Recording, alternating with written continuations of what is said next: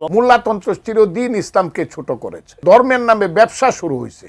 এই যে ব্যবসায়ীর দল, ওয়াকলুল ইসলাম আলমগীর সাহেব বলছিল মৌলবাদীরা ক্ষমতা আসতে পারবে না, আর এখন বজু সাহেব বলতেছে বাংলাদেশে মোল্লাতন্ত্র চলবে না। মানে একজনের একরকম কথাবার্তা। তারা বলতেছে ইসলাম মহান, তো ইসলাম মহান সেটা তো উনি বলা লাগবে না, এটা তো সবাই জানে, মুসলমান হিন্দু বৌদ্ধ খ্রিস্টান সবাই জানে ইসলাম মহান, ইসলাম সর্বশ্রেষ্ঠ ধর্ম।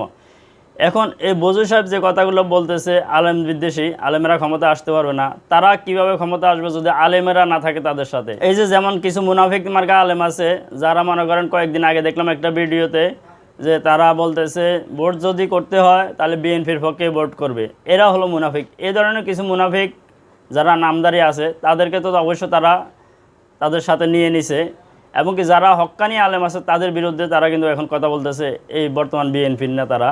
ওরা বলে ধর্মের নামে যারা ব্যবসা করে তার মানে হুজুরদেরকে বলতেছে। আর ওরা কি করে? ওরা যে বিভিন্ন জায়গায় লেখে লা ইলাহা ইল্লাল্লাহ দানের শেষে বিসমিল্লাহ, ওইটা কি ওদের ব্যবসা না? যারা মনে করেন আলেম বিদ্বেষী, ইসলাম বিদ্বেষী কথাবার্তা বলে, নামে মুসলমান, তাদের চেহারা দেখলে মনে হয় যেন কি তারা রামবাবু কৃষ্ণবাবু এমন মনে হয়। তাদের ফ্যামিলির মধ্যেও কেউ যদি মারা যায়, কোনো হুজুরে যদি এই প্রতিজ্ঞা করে যে এরা মারা গেলে এদের জানাজা আমরা দেব না, তাহলে মনে করেন এরা ঠিক হয়ে যাবে, এছাড়া তারা ঠিক হবে না।